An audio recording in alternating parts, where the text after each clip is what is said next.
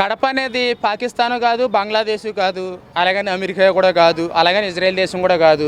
అది ఆంధ్ర హిందూ దేశం.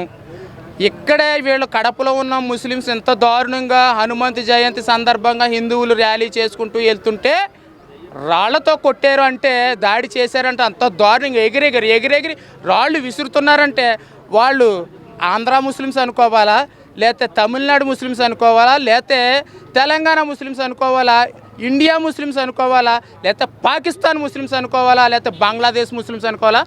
ఈ విషయం హిందువులు బాగా ఆలోచించాల్సిన విషయం. ఇంత దుర్మార్గంగా అక్కడ కడపలో ఉన్న ముస్లిమ్స్ చేస్తున్నారంటే హిందూ ధర్మం ఎంత నాశనం అయిపోతుంది అనేది మనం బాగా ఆలోచించాలి. టిప్పు సుల్తాన్ అంటున్నారు. టిప్పు సుల్తాన్ ఏమన్నా ఈ దేశానికి సందమ్మా? ఈ దేశం నాశనం చేయడానికి వచ్చినటువంటి మొగలాయి. ఇండియన్ ముస్లిం కాదు, తెలంగాణ ముస్లిం కాదు, ఆంధ్ర ముస్లిం కాదు. అతని విగ్రహం కోసం అక్కడ ఉన్న ముస్లిమ్స్ రాళ్ళతో దాడి చేశారంటే ఎంత దౌర్భాగ్యం, ఎంత దుర్మార్గం, ఎంత అన్యాయం జరుగుతుంది. లవ్ జిహాదీలు చేస్తున్నారు.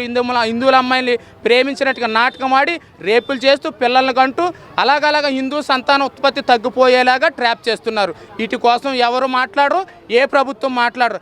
అలాగే ఆంధ్రాలో ఉన్నటువంటి కూటమి ప్రభుత్వంలో ముఖ్యంగా సీఎంగా ఉన్నటువంటి చంద్రబాబు నాయుడు గారిని అడుగుతున్నాను.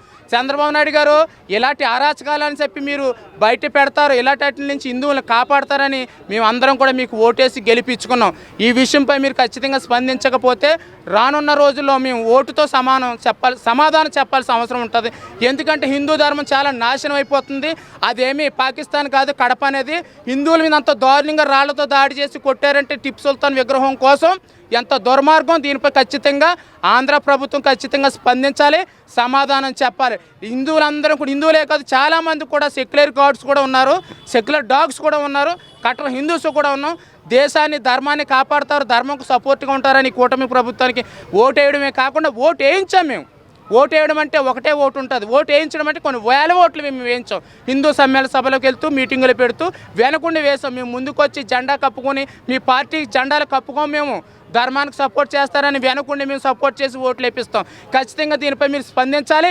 హిందూ ధర్మం నాశనం అయిపోతుంది, హిందువుల మీద దాడులు జరుగుతున్నాయి, ఆంధ్రాలో విపరీతంగా మత మార్పులు జరుగుతున్నాయి, లవ్ జిహాదీలు జరుగుతున్నాయి, ఈ తెర వెనక జరుగుతున్నాయి, సాప కింద నీరులాగా క్రైస్తవం విస్తరిస్తుంది. మరొక విషయం ఏంటంటే, మీరు ఒకసారి అన్నారు కదా వైసీపీ ప్రభుత్వం కోసం మీరు కించపరిచి మాట్లాడారో ఏదో మాట్లాడారు మొత్తం మీద జగన్ గారి కోసం. నేనైతే గౌరవిస్తాలే, సరే జగన్ గారు అయితే కనుక పాస్టర్లకి గౌరవవేతనం కింద సృష్టించి కొత్తగా పెట్టారు. అది ఎప్పుడు లేదు, గతంలో ఆయన పెట్టారు. మరి మీరు ఆయన్ని వ్యతిరేకించేటప్పుడు ఆయన పెట్టినటువంటి పాస్టర్లకి గౌరవవేతనాన్ని 6,000 నెలకి ఇచ్చేటువంటి ఆ 4,000 మీరు ఎందుకు కొనసాగిస్తున్నారు? మీరు ఎందుకు ఇస్తున్నారు? ధర్మం కోసం పనిచేసే వాళ్ళకి ఎందుకు సపోర్ట్ చేయట్లేదు? ధర్మ పోరాటం చేసేటువంటి మాలాంటి వాళ్ళ కోసం ఎందుకు సహాయం చేయట్లేదు? హిందువులకి, సాధువులు, సన్యాసులకి, స్వామీజీలకి మీరు ఎందుకు సపోర్ట్ చేయట్లేదు? వాళ్ళకి గౌరవవేతనం మీరు ఎందుకు ఇవ్వట్లేదు? అంటే వాళ్ళ ఓటు బ్యాంక్ మీరు చూసుకుంటున్నారా? అంటే క్రైస్తవులు సభలు పెట్టుకుని మీటింగ్ పెట్టుకుని ఓటు బ్యాంక్ అయ్యి ఉండి వాళ్ళు ఓట్లు వేస్తారని చెప్పి వాళ్ళ ఓటు కోసం మీరు వంగి బెండ్ అయ్యారనుకో, మేము కూడా హిందువుల్ని ఎలాగ మేము మార్చుకోవాలో మాకు తెలుసు. రానున్న రోజుల్లో ఎవరికి ఓటేయించుకోవాలో, ఎవరు మాకు సపోర్ట్ చేస్తారో అది కూడా మాకు తెలుసు. దీని పట్ల మీరు ఖచ్చితంగా స్పందించాలి. కడప విషయంలో మీరు స్పందించాలి, పాస్టర్ల విషయంలో కూడా మీరు స్పందించకపోతే రానున్న రోజుల్లో మేము ఎలాగ మీకు ఓట్లు వేస్తామో, ఓట్లు వేపిస్తామో అనేది మీకే తెలియాలి. జై శ్రీరామ్, భారత్ మాతాకి జై.